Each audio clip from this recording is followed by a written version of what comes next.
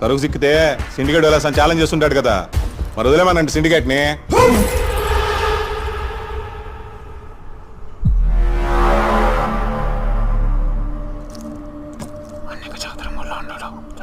చెప్తాండ కదా అది సందనం కాదని. ఎక్కడం లేదా నీ తలకాయకే? అది సందనం అయితే ఎంత తీరుబాటుగా కూర్చుంటాను నేను. అది ఎర్ర సందనం అయితే నాకు పైసా వాటా అక్కర్లా. అది సన్రా అయితే మా కాడ ఉన్న సరుకులో మీరు వాటాడుకోవద్దు.